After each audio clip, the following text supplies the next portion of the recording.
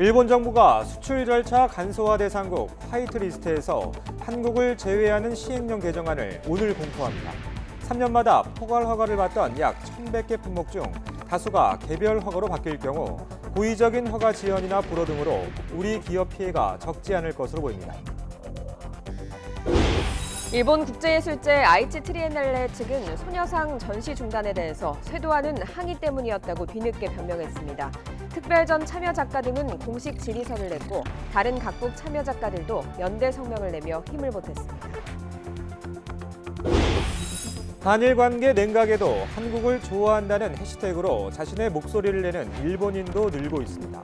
해외 각지에선 평화의 소녀상 전시 중단에 항의하는 뜻으로 소녀상처럼 앉아 사진을 찍어 올리는 운동도 벌어지고 있습니다. 미국이 중국을 환율 조작국으로 전격 지정하자 중국을 비롯한 아시아 주요국 증시가 이틀째 하락세를 이어갔습니다. 중국 관영 매체들은 미국의 추가 관세 계획을 비난하고 미국 농산물 구매 중단에 이은 추가 보복 조치 가능성을 내비쳤습니다. 어제 오후 경기 안성의 한 지하 물류 창고에서 큰 불이 나 소방관 1명이 안타깝게 순직하고 10명이 다쳤습니다. 엄청난 폭발에 건물 잔해가 도로까지 날아갔는데 화재 당시 영상을 YTN이 입수했습니다. 작업자 3명이 숨진 목동 빗물 배수시설 사고의 문제점은 수문이 자동으로 열릴 때 제어실에 아무도 없었다는 겁니다. 사고 한 달 전 서울시는 수문 제어실에 직원을 상주시킬 것을 지시했지만 양천구청은 정상 근무 시간에만 자리를 지킨 것으로 YTN 취재 결과 드러났습니다. 여러분 안녕하십니까? 8월 7일 수요일 굿모닝 YTN 시작합니다. 북한이 어제 김정은 국무위원장이 참관한 가운데 신형 전술 유도탄 위력 시위 발사를 했다고 조선중앙방송이 조금 전에 보도했습니다.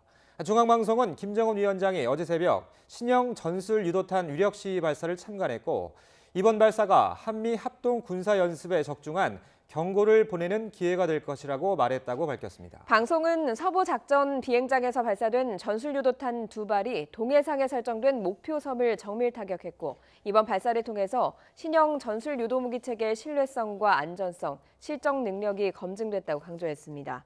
앞서 북한은 지난달 25일 함경남도 호도반도에서 신형 전술 유도무기를, 지난달 31일엔 원산 갈마반도와 지난일 함경남도 영흥 지역에서 각각 신형 대구경 조종 방사포 사격을 했다고 발표했습니다. 우리 군 당국은 이들 발사체 모두 지난 5월 4일과 9일에 발사한 북한판 이스칸데르로 불리는 새로운 종류의 단거리 탄도미사일과 유사하다고 보고 있습니다. 일본 정부가 오늘 화이트리스트에서 우리나라를 제외하는 시행령 개정안을 공포하고 구체적인 시행 세칙도 공개합니다. 일본이 어떤 수출품에 대한 통제를 강화할지 또 우리 기업의 피해가 어느 정도일지 가늠해 볼 수 있을 것으로 보입니다. 박희천 기자입니다. 일본이 강요 회의를 열어 우리나라를 화이트리스트에서 제외하기로 결정한 것은 지난 2일입니다. 구체적인 수출 규제 시행 세칙인 포괄 허가 취급 요령은 오늘 발표합니다. アジアで唯一の該当国でありました韓国が除外されることになります。この後7日に公布し、28日に施行をされます。 1,100여 개 전략 물자 품목 가운데 어느 정도가 매번 허가가 필요한 개별 허가 품목으로 지정될지가 관심거리입니다. 일단 한국의 피해가 크고 일본 수출 기업들의 피해가 작은 품목이 선정될 가능성이 큽니다. 탄소 섬유와 공작 기계 등이 후보로 꼽힙니다. 일본 수입 의존도가 높은 품목 다수가 개별 허가로 바뀌면 우리 기업들의 적지 않은 피해가 예상됩니다.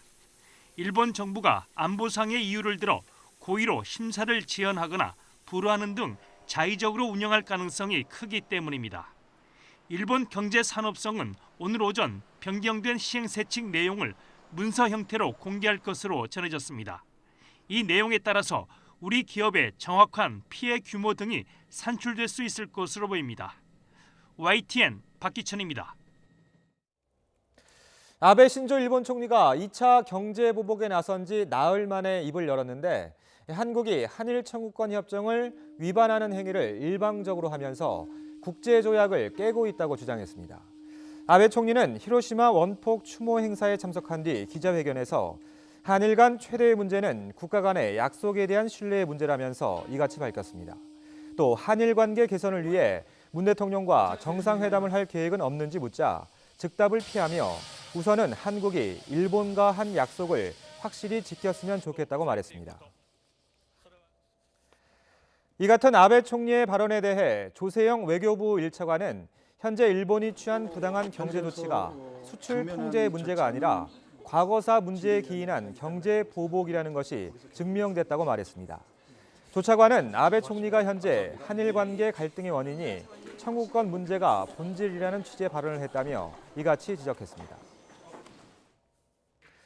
이런 가운데 일본 정부가 자국의 규제 강화가 보복 조치가 아니라고 주장하는 국제 여론전을 본격적으로 펼칠 계획이라고 교도통신이 보도했습니다.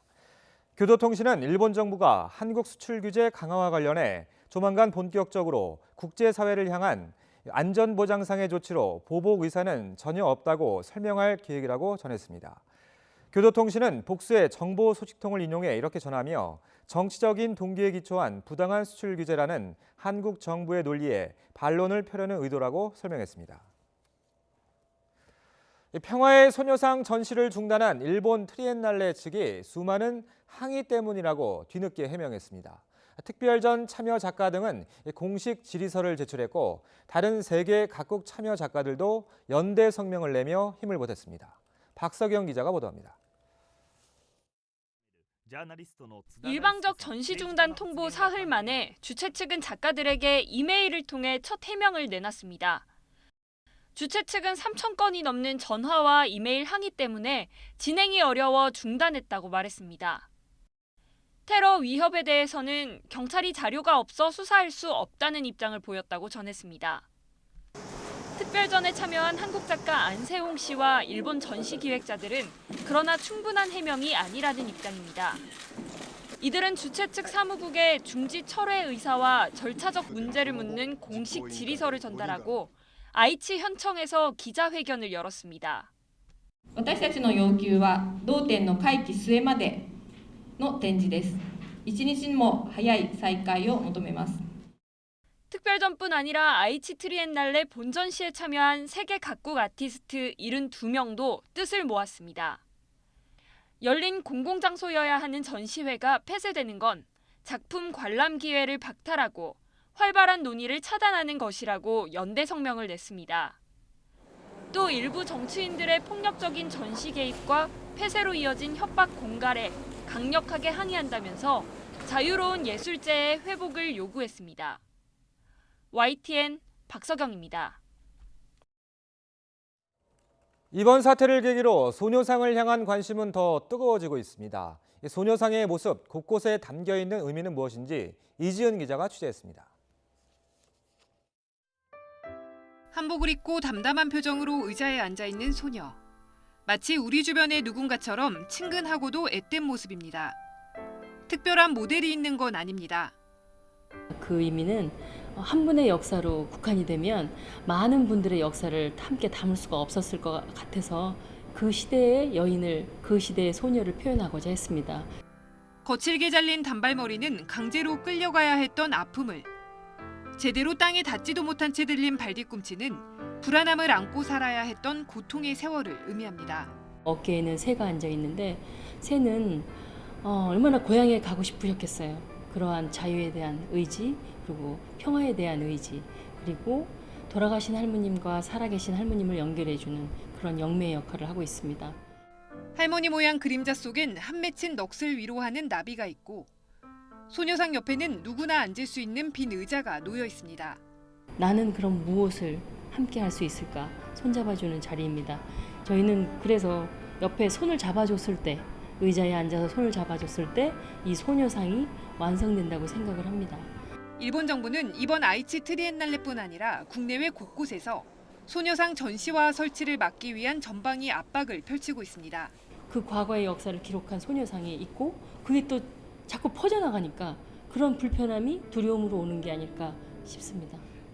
일본이 눈엣 가시처럼 여기며 두려워하는 평화의 소녀상은 오늘도 두 주먹을 꼭 쥐고 말없이 앉아 역사의 진실을 이야기하고 있습니다. YTN 이준입니다. 한일 관계가 얼어붙어 있지만 나는 한국을 좋아한다는 해시태그로 자신의 목소리를 내는 일본인들도 늘어나고 있습니다. 또 평화의 소녀상 전시 중단에 항의하는 뜻으로 이 소녀상처럼 앉아 찍은 사진이 해외 각지에서 올라오고 있습니다. 최두희 기자가 보도합니다. 트위터에서 찾을 수 있는 좋아요 한국이라는 해시태그입니다.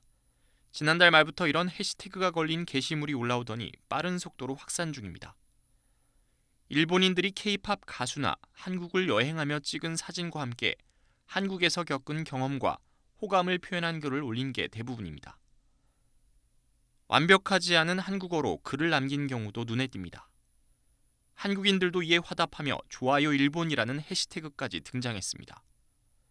일본 현지에선 아이치 트리엔날레 주최 측이 평화의 소녀상이 출품된 자체 기획전을 중단한 데 대해 반대의 목소리도 나오고 있습니다. 평화의 소녀상 작가는 적지 않은 일본인들이 찾아와 응원의 메시지를 전했다고 강조했습니다. 이 정권이 잘못됐다고 해서 그 일본인들을 모두 부정할 수는 없겠구나라는 생각을 많이 했습니다. 그래서 노 일본이 아니라 노 아베 운동을 적극적으로 함께 해야겠다는 그런 생각까지 지금 오고 있어요. 이미 전시 중지 결정에 반대해 전시 재개를 요구하는 온라인 서명도 등장한 상황. 기획전 중단에 항의하는 목소리는 일본을 넘어 SNS상에서 확산하고 있습니다. 해외 예술인과 여성주의 운동가들은 일본 측의 자체 기획전 중단에 항의해 스스로 소녀상이 되는 퍼포먼스를 벌였습니다. 이들은 해당 트윗의 영문과 일문으로 해시태그를 달아 항의의 뜻을 전했습니다. YTN 최두입니다. 북한 비핵화 협상을 둘러싸고 한미 간 이견이 여전하며 한일 간 갈등 고조로 한미일 삼각 안보 공조가 더 어려워졌다는 미국 의회 조사국 보고서가 나왔습니다. 미 의회 조사국은 지난 1일 발간한 한미 관계 보고서에서 한일 관계는 한반도 식민지 지배에 따른 민감한 역사적인 문제로 인해 지속해서 반복적으로 악화해왔다고 밝혔습니다. 이어 최근에는 한일 관계가 급격히 나빠졌다면서 문재인 정부의 2015년 위안부 합의 종료, 일본 초계기의 위협 논란, 한국 대법원의 강제징용 배상 판결, 일본의 대한국 수출 규제 등을 거론했습니다. 뉴스 초반에 전해드린 대로 북한이 어제 발사한 발사체를 신형 전술 유도탄이라고 밝혔습니다. 김정은 위원장이 직접 참관했고 한미 합동 군사연습에 경고를 보내는 기회가 될 것이라고 말했다고도 전했습니다. 취재기자 연결해서 자세히 알아보겠습니다. 한현희 기자. 네, 통일외교안보부입니다. 네, 북한에서 발표한 내용 자세히 전해주시죠. 네, 북한이 조금 전 조선중앙방송을 통해서 어제 김정은 국무위원장이 참관한 가운데 신형 전술 유도탄을 발사했다고 밝혔습니다. 중앙방송은 김정은 위원장이 어제 발사를 참관하면서 이번 발사가 한미 합동 군사연습에 적중한 경고를 보내는 기회가 될 것이라고 말했다고 전했습니다. 또 어제 발사는 서부 작전 비행장에서 진행됐고 전술 유도탄 2발이 동해상에 설정된 목표 섬을 정밀 타격했다고 소개했습니다. 그러면서 이번 발사를 통해 신형 전술 유도 무기 체계의 신뢰성과 안전성, 실전 능력이 검증됐다고 강조했습니다. 앞서 북한은 지난달 25일 함경남도 호도반도에서 신형 전술 유도 무기를, 지난달 31일 원산 갈마반도와 지난 2일 함경남도 영흥 지역에서 각각 신형 대구경 조종 방사포 사격을 했다고 발표한 바 있습니다. 군 당국은 이들 발사체가 모두 지난 5월 4일과 9일에 발사한 북한판 이스칸데르로 불리는 새로운 종류의 단거리 탄도미사일과 유사하다고 보고 있습니다. 지금까지 통일외교안보부에서 전해드렸습니다. 존 볼턴 백악관 국가안보보좌관이 김정은 위원장이 대륙간 탄도미사일 ICBM 시험 발사를 하지 않기로 약속했음을 거론했습니다. 페루 리마를 방문 중인 볼턴 보좌관은 현지 시간 6일 폭스뉴스와의 인터뷰에서 대통령과 김정은 사이에 합의가 있으며 트럼프 대통령이 아주 주의 깊게 상황을 지켜보고 있을 것으로 본다며 이같이 말했습니다. 이에 따라 북한이 어제 발사한 발사체도 단거리 탄도미사일이라 북미 정상 간 약속 위반은 아닌 만큼 미국 정부가 크게 문제 삼을 생각은 아니라는 것을 내비친 것으로 풀이되고 있습니다. 다음 소식입니다. 제8호 태풍 프란시스코가 상륙한 부산 지역에는 어제 오후부터 강한 바람과 비로 인한 피해가 잇따라 걱정이 컸습니다. 하지만 태풍이 상륙 후에 곧바로 소멸하면서 우려했던 큰 피해는 없었습니다. 이동헌 기자의 보도입니다. 태풍 상륙에 앞서 어제 오후부터 부산 지방에는 곳에 따라 100mm가 넘는 비와 함께 초속 20m가 넘는 거센 바람이 불었습니다. 4하고 4 신번영로의 가로수가 강풍에 뿌리채 뽑혀 출동한 소방대원과 구청 직원들이 가로수 가지를 잘라 도로를 복구했습니다. 세변교와 연안교의 하부도로가 물에 잠겨 통제됐습니다. 용당동에선 트레일러가 빗길에 미끄러지면서 가로수를 들이받았고 신선대 지하차도에서도 1톤 트럭이 빗길에 미끄러져 전도됐습니다. 하늘길과 바닷길도 차질을 빚었습니다. 김해국제공항과 울산공항의 항공기 100여 편이 결항되고 부산항이 어제 오전 9시부터 폐쇄되는 등 경남 해안의 각 항포구에 15,000여 척의 어선이 대피했습니다. 그러나 막상 어제 저녁 8시 20분 태풍이 상륙한 이후에는 비바람이 눈에 띄게 잦아들었습니다.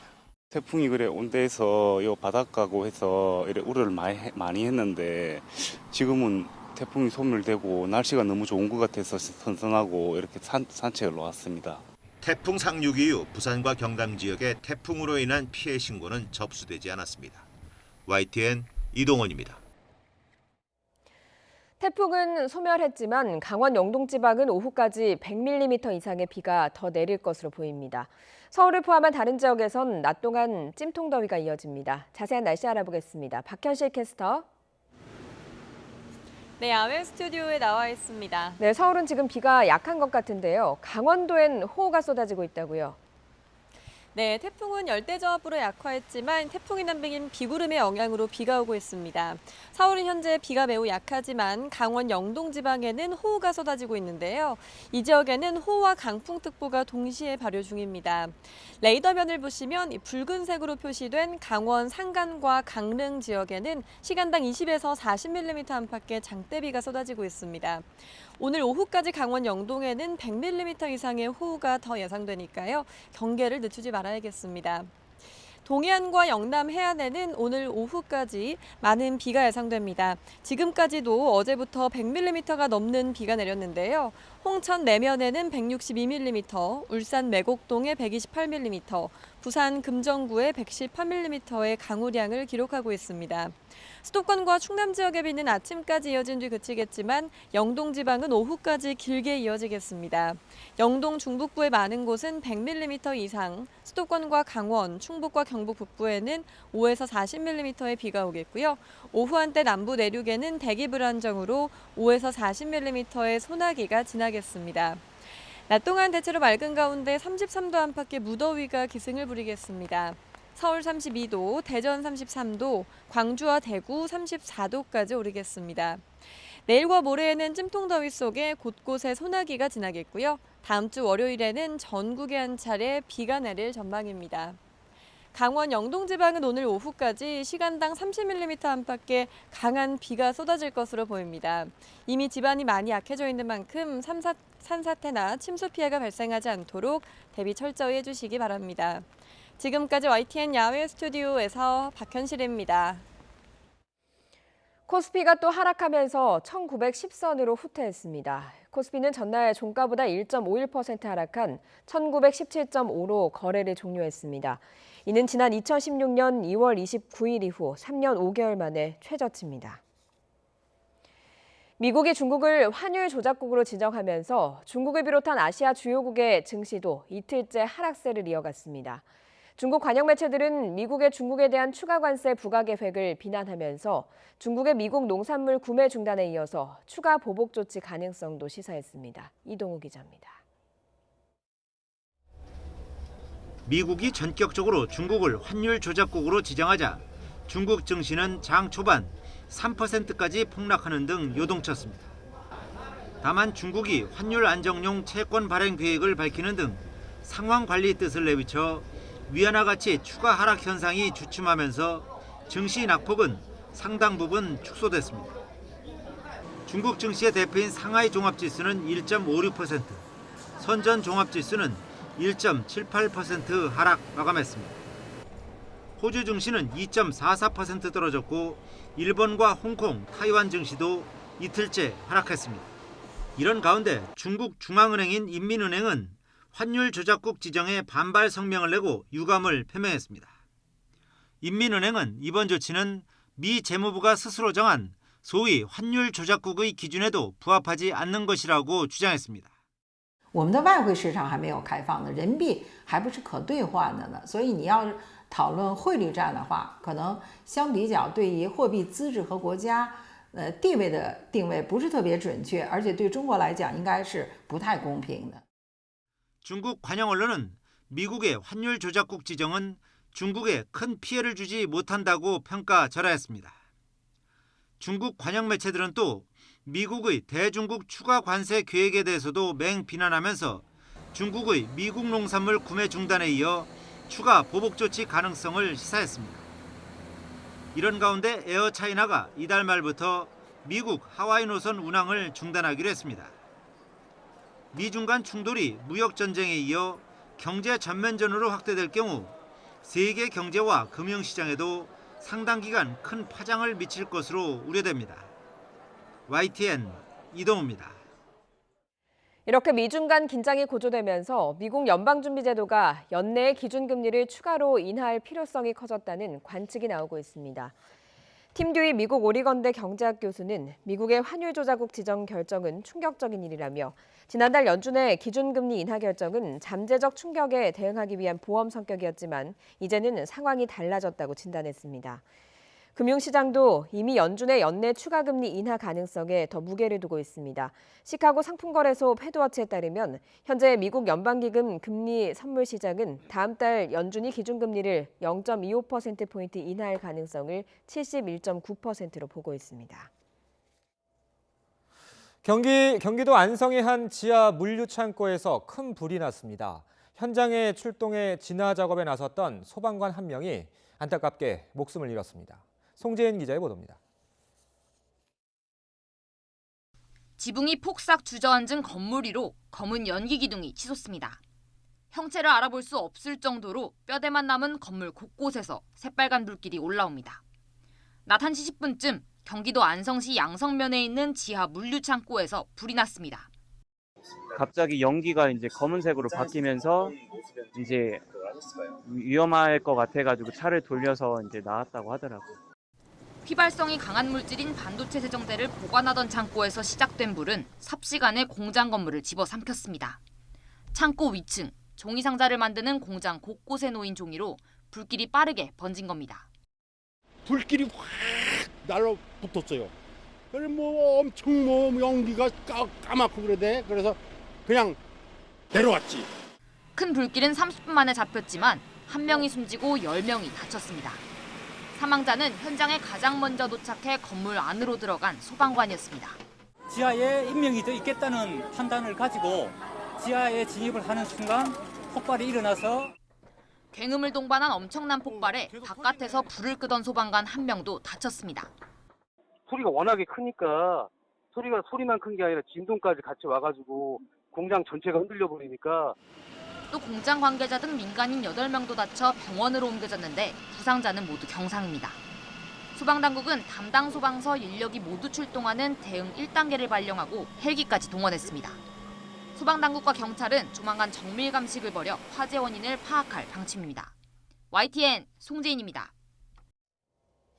이처럼 큰 피해를 남긴 이번 화재 당시의 생생한 영상을 YTN이 확보했습니다. 엄청난 폭발과 함께 순식간에 건물이 불길에 휩싸였습니다. 이영원 기자가 취재했습니다. 천천히 달리는 차량 앞으로 도로 한쪽에 있던 건물이 갑자기 폭발합니다. 순식간에 치솟는 불길과 함께 자욱한 연기가 도로를 휘감습니다. 엄청난 폭발 충격으로 튕겨나온 건물 잔해는 반대편 도로까지 덮쳤습니다. 달리던 차량은 아슬아슬하게 폭발 잔해를 피했는데 하마터면 운전자가 크게 다치는 2차 피해까지 생길 뻔한 아찔한 상황이었습니다. 파편 막 떨어지는 상황이어서 전체적으로 해서 계속해서 보고 있을 수가 없었어요. 뒤로 이제 차를 이제 좀 후진해서 안전하게 좀 위치를 옮긴 상황이었고요. 소방당국은 폭발이 공장 지하 물류창고에서 시작된 것으로 보고 있습니다. 지하의 반도체 세정제 보관 창고 쪽에서 지금 폭발이 일어난 것으로 지금 추정을 하고 있습니다. 휘발성도 있고 이제 그런 부분들이 유전기가 쌓이면 그렇게 불꽃이 만약에 점화가 되면 급격하게 폭발을 할 수 있습니다. 연료 탱크가 폭발하며 사고가 난 것으로 추정되지만 당시 충격으로 건물이 폭삭 주저앉으면서 지하 창고 진입 자체가 쉽지 않은 상황입니다. 이에 경찰과 소방은 건물 잔해 정리를 서두르는 한편 목격자 진술 등을 토대로 정확한 사고 원인을 조사할 방침입니다. YTN 이영훈입니다. 80대 운전자가 몰던 승용차가 아파트 주차장에 만들어진 간이 풀장에 돌진하면서 어린이 등 5명이 다쳤습니다. 어제 오전 11시 20분쯤 전북 전주시 우화동에 있는 한 아파트 주차장에 있던 간이 풀장에 81살 할머니가 몰던 그랜저 차량이 돌진했습니다. 이 사고로 3살 비군등 어린이 2명과 보육교사 3명이 경상을 입고 병원에서 치료를 받았습니다. 간이 풀장에서는 인근 어린이집 원생 10여 명이 찜통 더위를 피하려고 물놀이를 하고 있었던 것으로 전해졌습니다. 운전자는 후진을 하다 수영장과 충돌했다는 취지로 경찰에 진술했습니다. 어제 저녁 6시 20분쯤 서울 성동구 사근 삼거리에서 지름 1m가량의 싱크홀이 발생했습니다. 이 사고로 인근에 있던 화물차 뒷바퀴가 싱크홀에 빠졌지만 다친 사람은 없었습니다.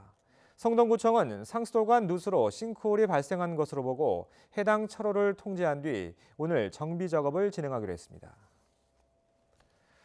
얼마 전 작업자 3명이 숨진 목동 빗물 배수시설 사고의 문제점은 수문이 자동으로 열릴 때 제어실에 아무도 없었다는 거였습니다.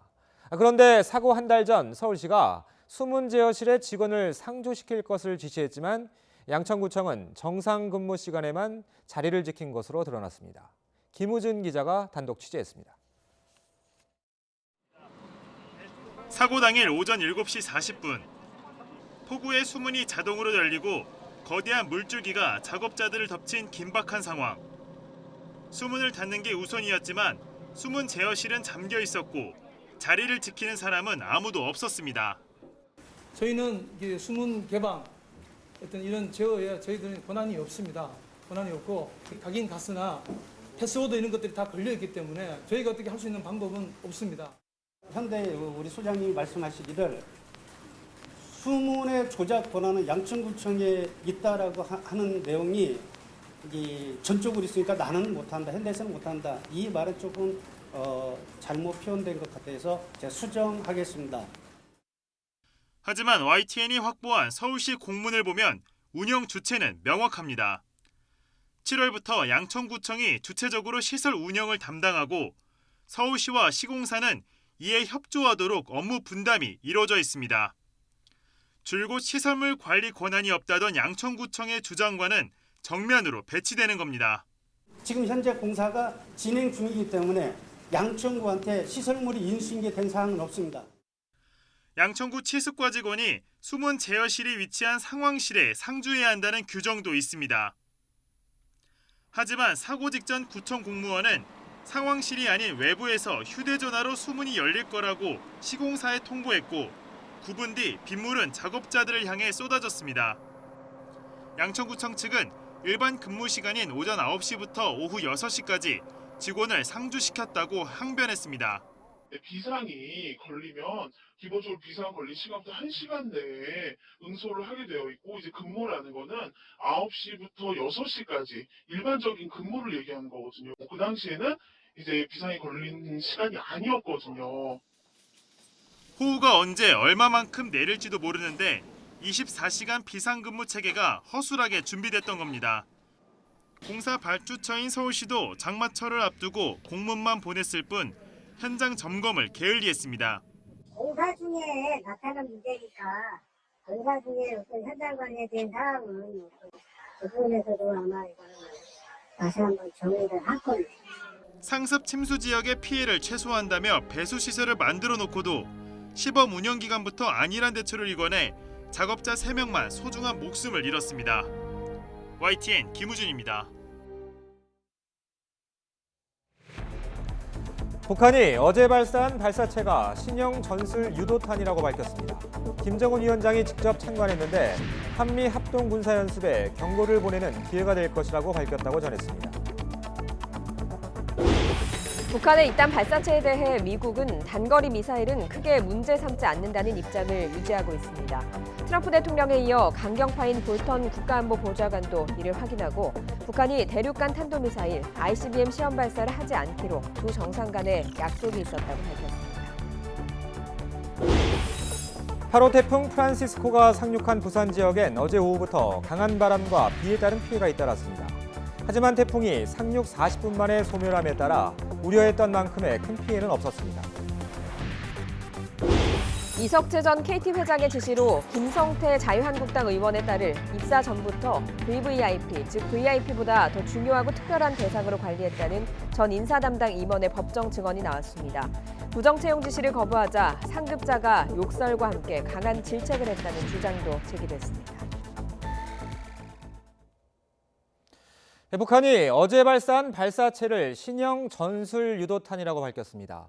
김정은 위원장이 직접 참관했는데 한미 합동군사연습에 경고를 보내는 기회가 될 것이라고 말했다고 전했습니다.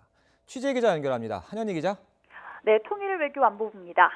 자, 지난 2일 있었던 발사체는 방사포라고 했었는데 이번에는 전술 유도탄이라고 했다고요? 네, 그렇습니다. 북한이 조금 전 조선중앙통신 등을 통해서 어제 김정은 국무위원장이 참관한 가운데 신형 전술 유도탄 발사를 했다고 밝혔습니다. 통신은 김정은 위원장이 어제 새벽 발사를 참관하며 이번 발사가 한미 합동 군사연습에 적중한 경고를 보내는 기회가 될 것이라고 말했다고 전했습니다. 또 어제 발사는 서부 작전 비행장에서 진행됐고 전술 유도탄 두 발이 동해상에 설정된 목표섬을 정밀 타격했다고 소개했습니다. 또 이번 발사를 통해서 신형 전술 유도 무기 체계의 신뢰성과 안전성, 실전 능력이 검증됐다고 강조했습니다. 우리 군 당국은 북한이 최근 발사한 발사체를 모두 지난 5월 발사한 북한판 이스칸데르로 불리는 새로운 종류의 단거리 탄도 미사일과 유사하다고 보고 있는데요. 북한은 지난달 25일에는 신형 전술 유도 무기를, 지난달 31일과 지난 2일에는 각각 신형 대구경 조종 방사포 사격을 했다고 발표한 바 있습니다. 지금까지 통일외교안보부에서 전해드렸습니다. 이런 가운데 미국은 단거리 미사일의 경우 크게 문제 삼지 않는다는 입장인 것으로 나타났습니다. 트럼프 대통령에 이어 강경파인 볼턴 보좌관도 이를 확인하면서 북한이 대륙간 탄도미사일 ICBM 시험 발사를 하지 않기로 두 정상 간 약속이 있었다고 밝혔습니다. 워싱턴에서 강태욱 특파원이 보도합니다. 북한의 미사일 발사 시험에 대해 트럼프 미국 대통령의 첫 반응은 언짢지 않다였습니다. 이후 연이은 발사체 시험에도 트럼프 대통령은 핵이 아니면 상관없다고 강조했습니다. We discuss nuclear. What we talk about is nuclear. Those are short-range missiles, sure. And a lot of other countries test that kind of missile also. 그러면서 김정은 위원장과의 약속이 있었음을 내비쳤습니다. 이와 관련해 대북 강경파인 존 볼턴 백악관 국가안보부장관이 추가 내용을 확인했습니다. 대륙간 탄도미사일 ICBM 시험 발사를 하지 않기로 두 지도자 간 약속이 있었다고 밝혔습니다. 최근 북한이 발사한 것은 단거리 미사일인 만큼 약속 위반이 아니라는 겁니다. 그러면서 미사일이 완전히 작동하기를 원해 북한이 연속 시험 발사를 하는 것 같다며 성능 시험 수준으로 판단한다고 설명했습니다. 일본을 방문 중인 마크 에스퍼 미국 국방장관도 과잉 반응하지 않을 것이라며 같은 맥락의 입장을 보였습니다. We're not going to overreact to these, but we monitor them, we watch them closely, and we're cognizant of what's happening. 여기에 볼턴 보좌관은 실무 협상에 대한 북한의 답을 기다리고 있다고 말했습니다. 북한과의 협상이 더 우선이라는 미국의 입장을 명확히 하고 있는 셈입니다. 워싱턴에서 YTN 강태욱입니다. 남부지방에 큰 피해를 줄 것으로 우려했던 태풍 프란시스코는 부산에 상륙한 지 40분 만에 소멸했습니다. 앞서 일본 규슈를 관통하면서 에너지를 미리 쏟았기 때문입니다. 김진두 기자입니다. 프란시스코는 일본 규슈에 상륙하기 직전 태풍의 눈이 보일 정도로 발달했습니다. 하지만 규슈에 상륙해 육지를 지나면서 에너지를 급격히 소모했습니다. 결국 태풍은 규슈를 벗어나며 상하층이 분리됐습니다. 상층은 해상으로 진출했지만 하층은 육지에 그대로 남아있게 된 겁니다. 두 조각이 나면서 더 약해진 태풍은 결국 부산에 상륙한 지 40분 만에 소멸했습니다. 닮은 꼴 태풍으로 꼽혔던 1989년 태풍 주디는 진로는 비슷했지만 달랐습니다.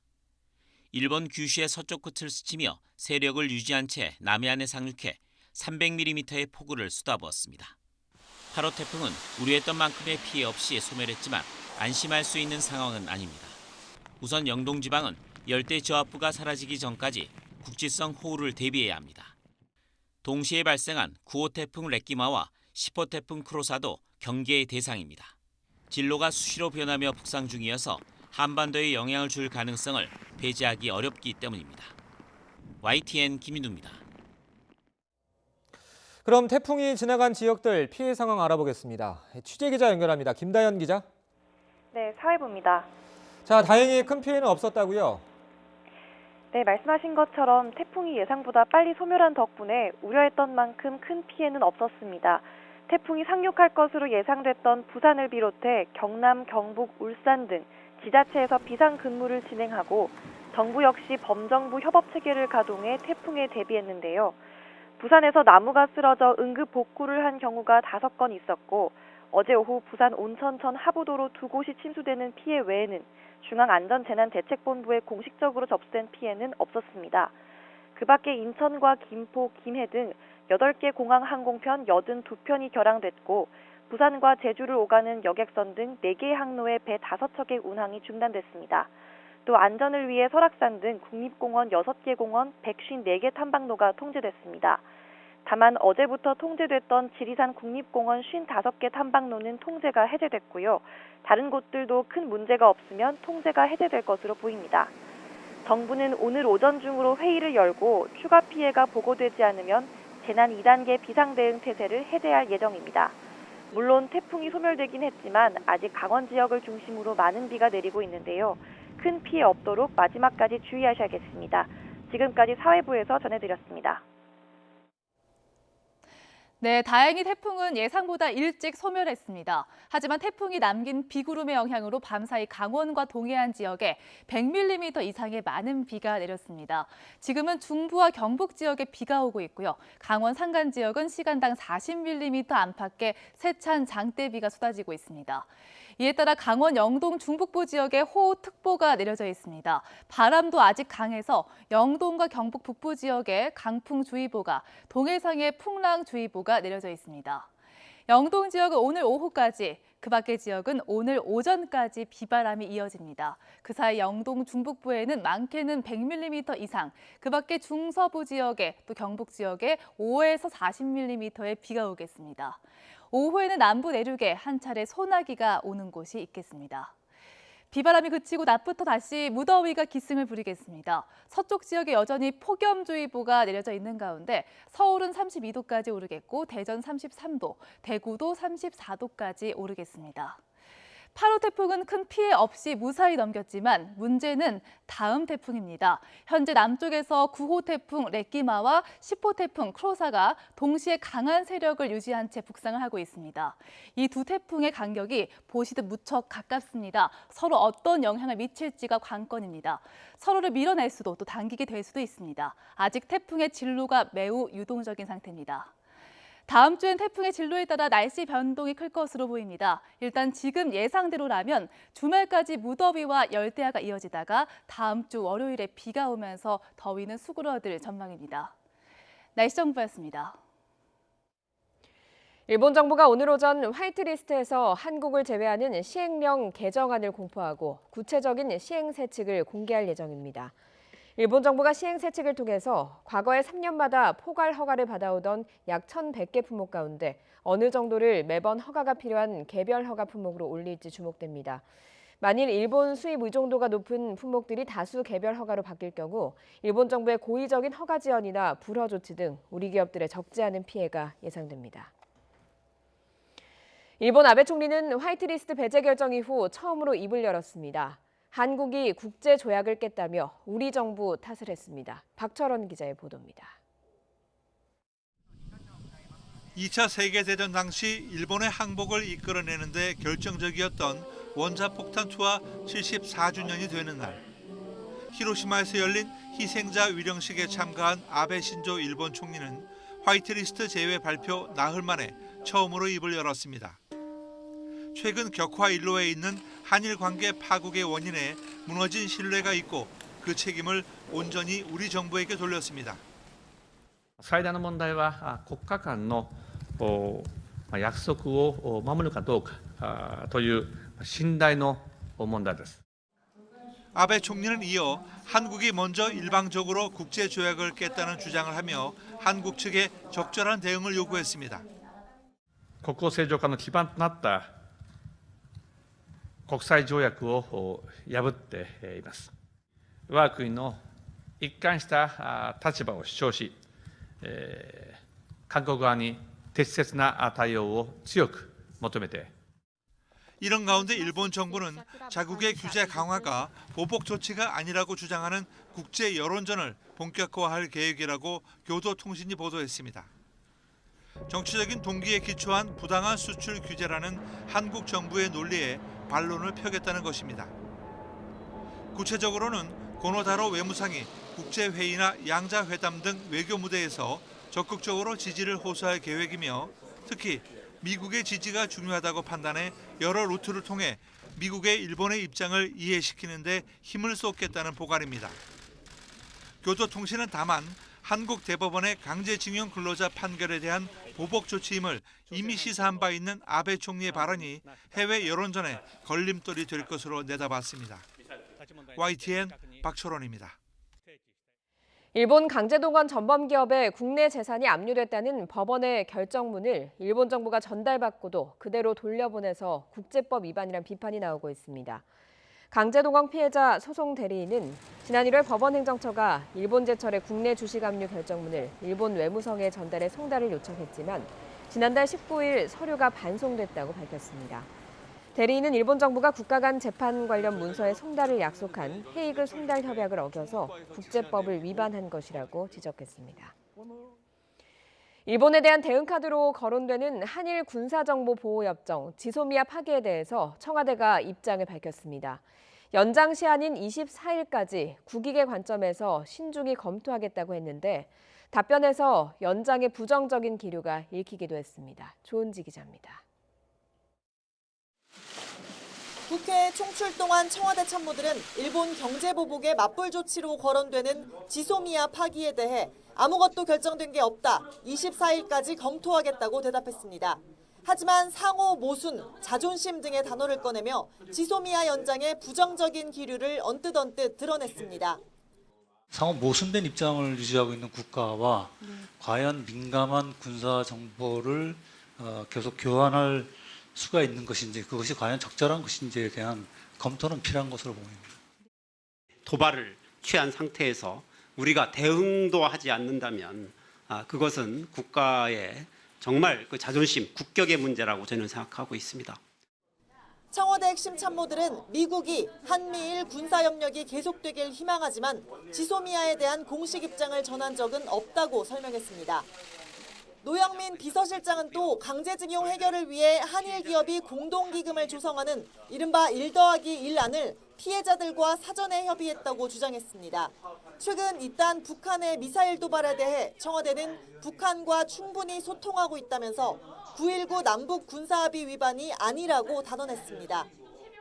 최근에 북한의 단거리 발사체 발사는 9.19 군사합의 위반이 아니다라는 게 우리 입장입니다. 국회 운영위원회는 대일 관계에 대한 강경론과 신중론, 여야의 뚜렷한 온도차를 거듭 확인한 자리였습니다. YTN 조은지입니다. 문재인 대통령은 내일 오전 10시 30분 청와대에서 대통령 직속 자문기구인 국민경제자문회의 전체 회의를 주재하고 일본의 수출 규제 사태와 관련해서 대책을 논의합니다. 청와대는 일본의 경제보복과 관련해 학계와 현장의 의견을 취합하고 해법을 모색하기 위해 마련된 자리라고 설명했습니다. 회의에는 이재민 국민경제자문회의 부의장 등 자문위원들과 홍남기 경제부총리, 김상조 청와대 정책실장 등이 참석할 예정입니다. 한일 갈등은 여행 문제로 확대될 조짐도 보이고 있습니다. 정부가 안전문자 서비스를 시작한 데 이어서 필요할 경우 일본 지역 여행 경보 발령을 검토하기로 했습니다. 내년 도쿄올림픽을 앞둔 일본의 약점을 파고드는 전략으로 풀이됩니다. 김승환 기자입니다.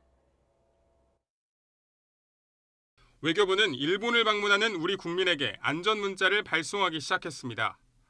일본 내 혐한 집회나 시위 장소 방문을 자제하고 신변 안전에 유의하라는 내용입니다. 지난 4일 일본 외무성이 한국에서 대규모 반일 시위가 잦다며 자국민들의 주의를 환기하는 공지문을 띄운 이튿날 이뤄진 조치입니다. 외교부는 여기에 더해 일본 지역에서 여행 경보로 확대하는 방안도 검토해 나가기로 했습니다. 우리 국민 안전 확보를 위해 필요한 경우에는 해외 안전여행 홈페이지상 안전공지 게재, 추가적 안전문자 발송, 여행경보 발령 등 조치를 검토해 나갈 예정입니다. 앞서 여당의 일본경제침략대책특별위원회는 일본에 대한 여행 규제 조치의 필요성을 외교부에 전달했다고 밝혔습니다. 방사성 물질 검출 등을 이유로 우리 국민의 안전을 위협할 수 있다는 이유였습니다. 한 중진 의원은 여행 규제를 일본의 수도 도쿄까지 확대해야 한다고 주장하기도 했습니다. 도쿄 같은 데는 아예 금지해버리면 비즈니스나 혹은 다른 이유로 가셔야 될 분들 전부 발목도 묶는 거니까 적정하게 할 수 있지 않느냐. 외교부가 내리는 여행 경보 조치는 여행 유의부터 금지까지 모두 4단계로 나뉩니다. 현재까지 일본엔 2011년 방사능 유출 사고가 일어난 후쿠시마 반경 30km 이내에 3단계 적색 경보, 철수 권고가 내려져 있는 정도입니다. 일본에 대한 여행 경보 확대가 실제로 이뤄진다면 내년 도쿄올림픽을 앞둔 일본의 최대 약점인 방사능 문제를 파고드는 조치가 될 것으로 보입니다. YTN 김승환입니다. 우리 국민 사이에서 일본 여행 거부 운동이 이어지면서 지역 경제에 직격탄을 맞고 있는 일본 지자체 대표단은 부랴부랴 우리나라를 찾고 있습니다.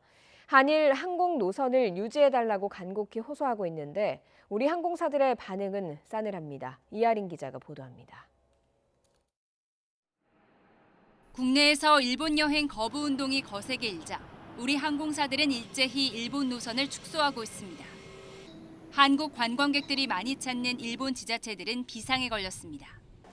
그러면서 일본 지자체 관계자들이 최근 우리나라를 잇따라 찾아 손을 내밀고 있습니다. 특히 일본에 다수 취항하고 있는 저비용 항공사의 대표단을 보내 협력을 요청한 것으로 확인됐습니다. 일본 중소도시를 발굴해 저렴하면서도 이국적인 새 여행지를 제공해온 에어서울에는 지난달 최소 3곳의 일본 지자체 관계자가 방문했습니다. 실제로 한국에 와서 여행사들도 돌아보시고 좀 항공사랑 이제 미팅을 가지면서 생각했던 것보다 훨씬 좀 한국 상황이 더 안 좋다는. 22개 일본 노선을 개설해 현재 19개를 유지하고 있는 제주항공과 일본 노선 매출이 전체의 4분의 1을 차지하는 이스타항공 역시 마찬가지입니다. 우리나라 승객이 준 만큼 일본 현지 출발 여객을 늘릴 수 있도록 항공권 가격을 낮추고 일본인 대상 프로모션을 강화하자고 제안하는 등 노선을 지키기 위해 안간 힘을 쓰고 있는 겁니다. 하지만 국내 항공사 분위기는 싸늘합니다. 당장 일본 노선 탑승률과 예약률이 급격히 떨어지고 있고 앞으로의 전망도 불투명하다는 게 항공사들의 판단입니다. 취항하고 있지 않은 도시로 신규 취항 가능성을 문의하는 그런 자리였는데 현재 여의치 않은 한국의 시장 상황을 충분히 설명했습니다. 1년에 일본을 찾은 한국 관광객은 750만여 명. 반대로 우리나라를 찾는 일본 관광객은 290만여 명에 불과합니다. 여름 휴가철 이후에도 일본을 찾는 방문객은 더욱 줄고 국내 항공사들은 노선 축소와 대체 노선 발굴에 더 속도를 내면서 일본 지자체와 관광업계의 충격은 한층 커질 것으로 보입니다. YTN 이하린입니다. 미국이 전격적으로 중국을 환율 조작국으로 지정해 글로벌 금융시장에 충격을 안긴 가운데 중국 증시가 요동쳤습니다. 다만 중국이 환율 안정용 채권 발행 계획 등을 밝히는 등 상황관리 뜻을 내비쳐 위안화 가치 추가 하락 현상이 주춤하면서 증시 낙폭은 상당 부분 축소됐습니다. 중국 증시의 대표인 상하이 종합지수는 전장보다 1.56% 하락한 2777.56으로 장을 마쳤습니다. 상하이 종합지수는 장 초반 3% 이상 폭락하기도 했지만 달러 대비 위안화 환율이 다소 낮아지면서 낙폭을 상당 부분 만회했습니다. 국내 주식시장은 어제도 약세를 면치 못했습니다. 증시 불안이 이어지면서 정부와 금융당국의 발걸음도 빨라지고 있습니다. 조태현 기자가 보도합니다. 하루 전 패닉 수준으로 폭락했던 코스피와 코스닥은 모두 2%대 급락세로 장을 시작했습니다. 장중에 낙폭을 줄여나갔고 코스닥은 상승 반전에 성공하기도 했습니다. 하지만 모두 일장춘몽이었습니다. 코스피는 1% 넘게 하락하며 지난 2016년 2월 이후 가장 낮은 1910선까지 주저앉았습니다.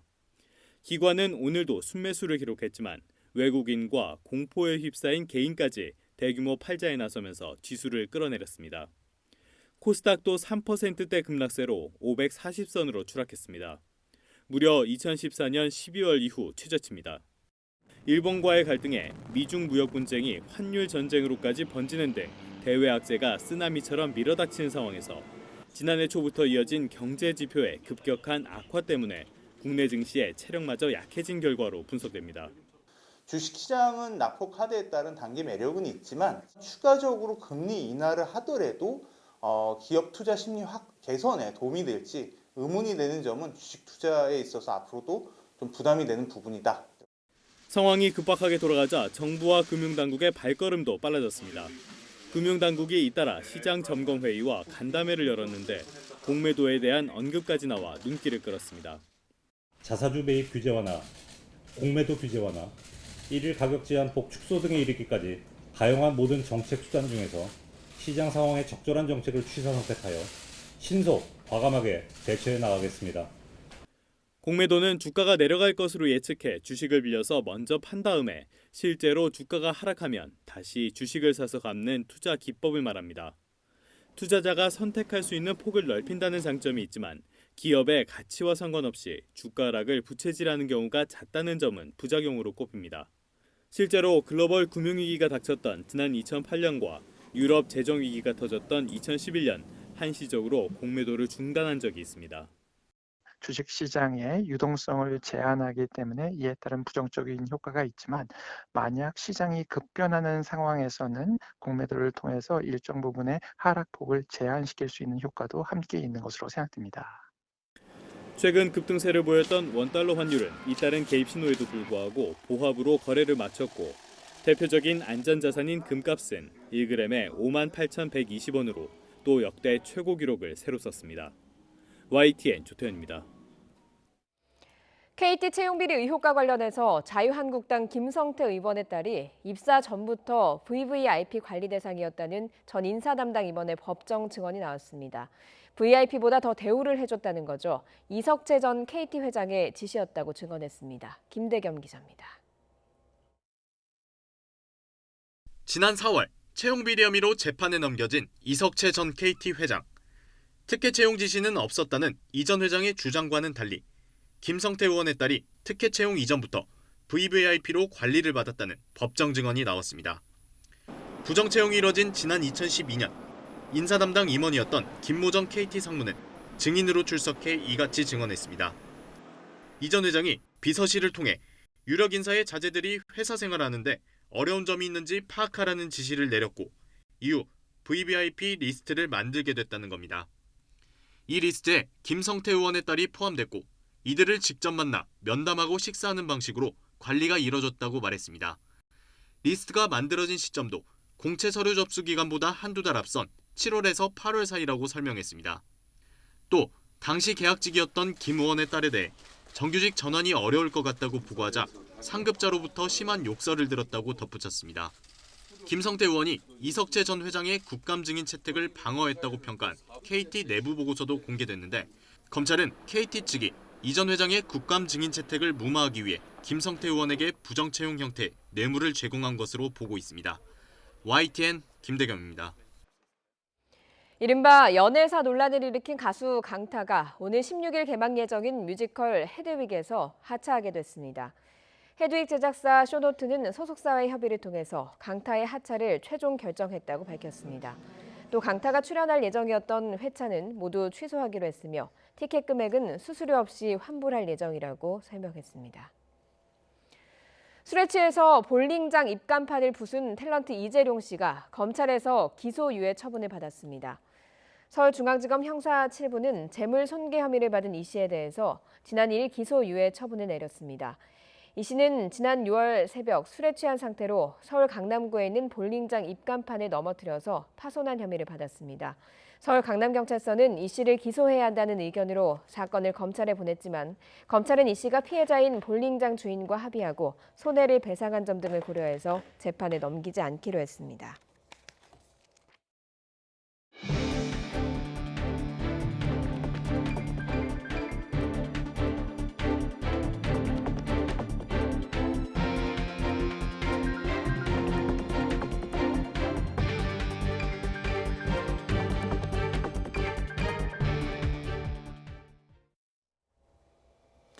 북한이 어제 김정은 국무위원장이 참관한 가운데 신형 전술 유도탄 위력 시위 발사를 했다고 조선중앙방송이 보도했습니다.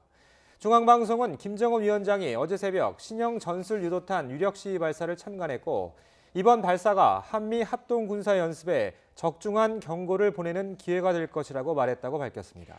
앞서 북한은 지난달 25일 함경남도 호도반도에서 신형 전술 유도 무기를, 지난달 31일 원산 갈마반도와 지난 2일 환경남도 영흥 지역에서 각각 신형 대구경 조종 방사포 사격을 했다고 발표했습니다.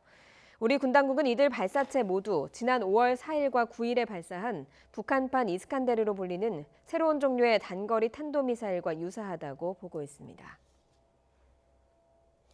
북한의 잇따른 발사체 발사와 관련해 일본 정부 내에선 온도차가 느껴집니다. 이와야 방위상은 중대 위협이라고 강조했지만 아베 일본 총리는 의미를 축소하고 있습니다. 조수연 기자가 보도합니다. 북한의 발사체 발사 소식이 전해진 뒤 기자들과 만난 이와야 다케시 일본 방위상. 이번 발사는 일본에 대한 중대한 위협이자 심각한 과제라고 규정했습니다. 지난달 31일 발사 당시에는 위협이라고만 언급했는데 발언의 수위를 높인 겁니다. 이와 대조적으로 아베 신조 총리는 비판을 자제하고 있습니다. 지난달 25일과 31일 발사 당시 자국 안보의 위협이 아니라며 의미를 축소했습니다. 我が国の安全保障に影響を与えるような事態でないことは確認されています。引き続き米国などと緊密に連携をしていきます。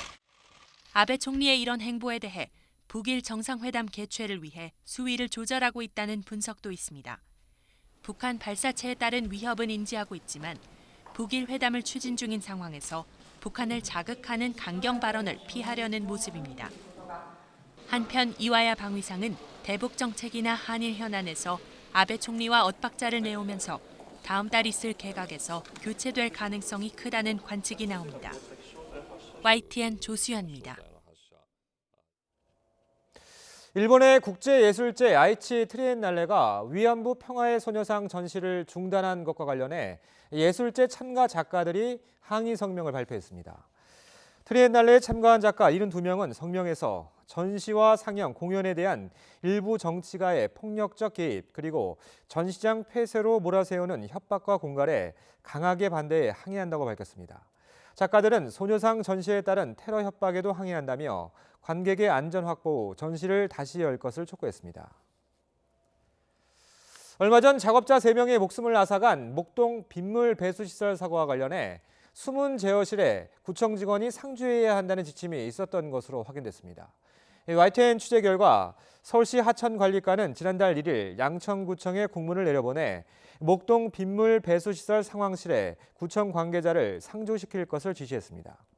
이에 대해 양천구청 측은 상황실은 숨은 제어실이 포함된 공간이라며 상주 시간은 주간 근무 시간인 오전 9시부터 오후 6시까지를 의미한다고 밝혔습니다. 앞서 지난달 31일 오전 7시 40분쯤 목동 저류 배수시설 수문이 자동으로 열릴 당시 숨은 제어실에 관련 직원들이 근무하지 않아 골든타임을 놓쳤다는 지적이 제기됐습니다. 이번 목동 배수시설 사고와 관련해 전방위 압수수색을 벌였던 경찰은 확보한 자료 분석에 주력하고 있습니다. 양천구청과 서울시, 시공사인 현대건설까지 주요 수사 대상에 올리고 관리 소홀 여부를 들여다보고 있습니다. 이어서 김태민 기자가 보도합니다. 경찰은 사고 엿새 만에 관련 기관에 대한 대대적 압수수색을 벌였습니다. 양천구청과 서울시 도시기반시설본부, 시공사인 현대건설까지 모두 7곳이 대상이었습니다. 경찰은 우선 전반적인 안전관리 실태를 파악하는 데 주력하고 있습니다. 이 과정에서 지난달 초 서울시가 양천구청에 내려보낸 공문이 핵심 단서로 떠올랐습니다. 지난달부터 수문관리 책임이 양천구청에 있었던 게 명확해진 만큼 상황실 운영 실태가 주요 수사 대상이 될 전망입니다. 운영에 어느 범위까지 되느냐 여러 가지 수사를 진행을 할 거예요. 근데 그것도 한 건으로만 아니고 전체적으로 봐야 되니까. 또 비가 예보된 상황에서 작업자들이 지하로 내려간 경위와 구출도 되지 않은 상태에서 출입구를 닫은 이유 역시 풀어야 할 의혹입니다. 경찰 조사에서 현대건설 직원들은 피해자들이 비상계단으로 탈출했을 것으로 판단했다고 말했지만 뚜렷한 근거는 아직 밝혀지지 않았습니다. 아울러 자체 구조를 시도하다 여의치 않자 소방에 신고한 점 역시 피해를 키운 원인인지도 수사를 통해 가려져야 할 부분입니다. 경찰이 본격적인 강제 수사에 돌입한 가운데 조만간 사고 책임의 윤곽이 드러날지 주목됩니다. YTN 김태민입니다. 농지연금이 있긴 하지만 혜택을 보는 대상이 많지 않아서 농민들은 특히나 노후 걱정이 크다고 합니다. 첫 영농형 태양광이 이런 걱정을 조금 덜어줄 수 있다고 하는데요. 김범한 기자가 취재했습니다. 장렬하는 태양 아래 패널이 반짝입니다. 본격적인 더위가 시작되면서 발전량이 날마다 새로운 기록을 메고 있습니다. 농업인의 주도로 세워진 첫 영농형 태양광 발전소입니다. 이 태양광 시설을 함으로 인해서 생산량에 대한 수급 조절도 가능할 것이고 또 이 태양광을 통해서 전기를 생산으로 인해서 그걸 팔아서 농가 소득을 올릴 수 있는 아주 농촌의 효자 상품이 되겠습니다. 논에 태양광을 설치하면 햇빛이 줄기 때문에 수확량이 20% 정도 줄어드는 것으로 나타났습니다. 실제로 2,800여 제곱미터의 영농형 태양광 발전소는 수확량 감소로 줄어드는 소득이 한 해 30만 원 정도인데 그보다 훨씬 더 많은 새로운 소득이 생깁니다.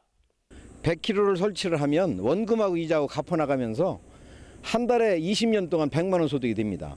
결과적으로 이거는 농민들의 연금이 될 수 있거든요. 절대 농지가 아닌 땅에만 태양광을 설치할 수 있는데 그마저도 일시 사용 허가 기간이 8년에 불과한 점은 문제로 지적되고 있습니다.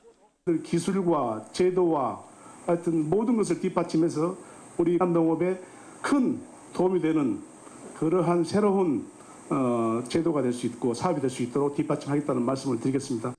쌀이 남아돌면서 정부는 논에 벼 대신 다른 작목을 심으라고 권하고 있지만 올해도 벼 초과 재배 면적은 2만 8천여 헥타르. 영농형 태양광이 쌀 생산량도 조절하고 농민의 노후를 책임지는 든든한 버팀목 역할을 할지 주목됩니다. YTN 김범환입니다. 미중 무역 갈등이 심화하는 가운데 중국 국제항공이 이달 말부터 미국 하와이 노선 운항을 중단하기로 했습니다. 중국 국제항공은 네트워크 구성과 인력 배분 문제 등을 이유로 오는 27일부터 베이징 하와이 노선 운항을 중단하게 됐다며 예약자들에게는 환불 방침을 공지했습니다. 이에 대해 일각에선 미국이 3천억 달러어치의 중국산 제품에 대해 추가 관세를 예고하고 환율 조작국으로 지정하며 양국 갈등이 격화함에 따라 중국이 미국 여행 제한에 나선 것 아니냐는 분석이 나오고 있습니다. 국제유가는 하락세를 이어갔습니다. 뉴욕 상업거래소에서 9월물 서부 텍사스산 원유는 전날보다 배럴당 1.9%, 1.06달러 하락한 53.63달러에 거래를 마쳤습니다. 런던 IC 선물거래소의 10월물 브렌트유도 배럴당 1.45%, 0.87달러 내린 58.94달러로 장을 마감했습니다. 환율 부문까지 확전 양상을 보이는 미중 무역 전쟁으로 투자 심리가 위축되면서 유가가 약세를 보였습니다.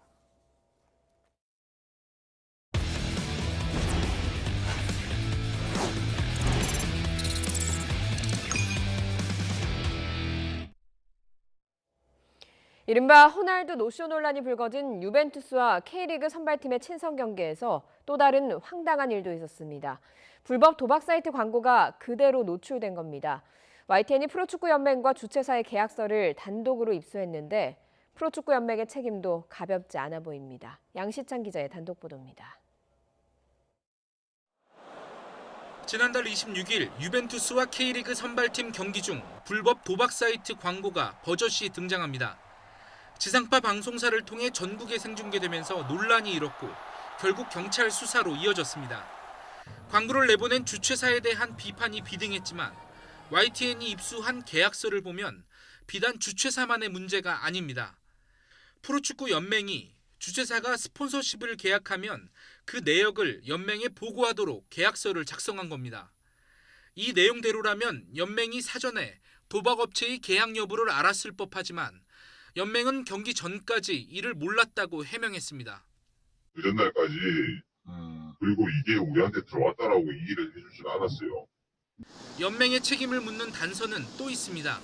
서울시설공단의 월드컵 경기장 사용 허가 문건을 보면 사용인이 프로연맹과 주최사 두 곳으로 돼 있습니다. 또 사용인의 모든 책임과 의무는 연맹과 주최사가 연대해 부담한다는 문구도 있습니다. 여기에 경기장을 빌린 주체가 주최사가 아닌 연맹이라는 내용도 YTN 취재를 통해 새롭게 드러났습니다. 프로축구 연맹에서 단독으로 신청을 했고요. 저희 연맹 문서로 사용인 추가 요청을 이제 했어요. 더 페스타를 좀 사용인을 추가해달라. 주최사가 따로 있다는 이유로 논란에서 한 발 물러나 있던 연맹이 사실상의 계약 당사자로 행사를 주도한 만큼 책임도 함께 져야 한다는 주장이 제기되는 이유입니다. 그리고 모든 행사의 모든 책임, 최대의 그 주관사는 K리그가 될 수밖에 없고 더 페스타는 그 유벤투스와의 경기를 이 성사시키는 하나의 에이전트 역할을 한 것뿐이 되질 않는 것이죠. 관련 내용을 수사 중인 경찰은 프로축구연맹과 월드컵 경기장 관계자에 대한 조사도 이어가고 있습니다. YTN 양시창입니다. 대한축구협회는 호날두 노쇼 논란과 관련해서 자체 조사에 들어갔습니다. 축구협회 관계자는 유벤투스와 K리그 선발팀 친선 경기 주최사인 더 페스타가 이행 계획서에 밝혔던 내용을 지켰는지를 확인하고 있다고 밝혔습니다. 앞서 축구협회는 더 페스타가 유럽 축구연맹과 이탈리아 축구협회가 승인한 유벤투스 친선 경기 계획안을 내자 한국 프로축구연맹과 서울시 축구협회에 동의서와 협약서를 첨부하는 조건으로 경기를 승인했습니다. 미국 프로골프 PGA 투어에서 통산 44승을 거둔 필 미컬슨이 오늘 10월 제주도에서 열리는 더 CJ컵에 출전합니다. 미컬슨은 2015년 인천에서 열린 프레지던츠컵 이후 4년 만에 우리나라를 찾게 됐습니다. 메이저 대회에서만 5번 우승한 미컬슨은 40대 후반의 나이에도 지난해와 올해 각각 1승씩을 거두는 등 녹슬지 않은 기량을 유지하고 있습니다. 미컬슨의 소감을 들어보겠습니다. I first had a chance to play and compete in Korea 4 years ago at the President's Cup and so love the passion that the people of Korea have for this great game that I'm excited to be able to come back and compete again in one of the best events in all the world, the CJ Cup. We hope you come out and watch. 프로야구 소식입니다. 프로야구 후반기 돌풍의 팀 KT가 선두 SK를 3대 0으로 완파하고 3연승을 달렸습니다. KT 선발 알칸타라는 6회 원아웃까지 무실점으로 호투하면서 KT 창단 이후 두 번째로 10승 고지를 밟은 투수가 됐습니다. 두산은 7이닝 무실점 역투를 펼친 에이스 린드블럼을 앞세워 한화를 8대 3으로 꺾었습니다. 린드블럼은 시즌 17승세를 수확했고 잠실 홈에서 15연승을 달리면서 이 부분 역대 최다 연승 타이 기록을 세웠습니다. 18개의 안타를 집중시킨 LG는 기아를 17대 4로 크게 이겼습니다.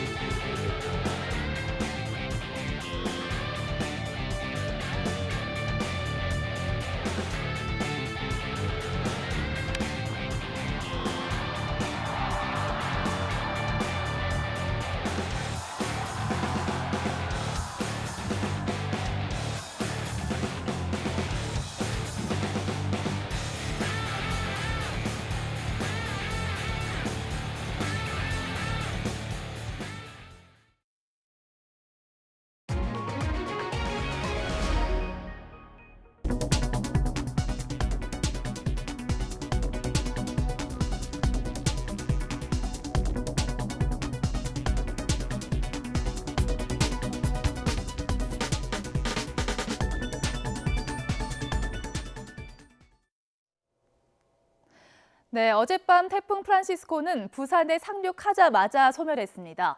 오늘 출근길은 태풍이 남긴 비구름의 영향으로 중부와 경북 지역에 비가 오고 있습니다. 특히 강원 산간 향로봉에는 시간당 50mm 안팎의 세찬 비가 내리고 있습니다. 어제부터 지금까지 강원 산간과 동해안은 100에서 200mm 정도의 많은 비가 내렸습니다. 현재 영동 북부 지역에 호우특보가 내려져 있습니다. 바람도 강해서 경북 북부 해안과 영동 지역에 강풍주의보가, 동해상에 풍랑주의보가 아직도 내려져 있습니다. 영동 지역은 오늘 오후까지, 그 밖의 지역은 오늘 오전까지 비바람이 이어집니다. 그 사이 영동 중북부에는 많게는 100mm 이상, 그 밖의 중부와 경북 지역에 5에서 40mm의 비가 오겠습니다. 오후에는 남부 내륙 지역에 한때 소나기가 오겠습니다. 현재 기온은 서울이 24.5도 등으로 전남을 제외한 대부분 지역이 열대야가 쉬어가고 있습니다. 하지만 낮에는 다시 무더위가 기승을 부리겠습니다. 서쪽 지역에 폭염주의보가 이어지고 있는 가운데 서울 낮 기온이 32도까지 오르겠고요. 대전 33도, 대구도 34도까지 오르겠습니다. 다음 주에는 북상하는 태풍 9호와 10호의 진로에 따라 날씨 변동이 클 것으로 보입니다. 일단 지금의 예상대로라면 주말까지 무더위와 열대야가 이어지다가 다음 주 월요일 비가 오면서 무더위는 잠시 수그러들 전망입니다. 날씨 정보였습니다. 굿모닝 YTN 2부 잠시 후 8시에 이어집니다.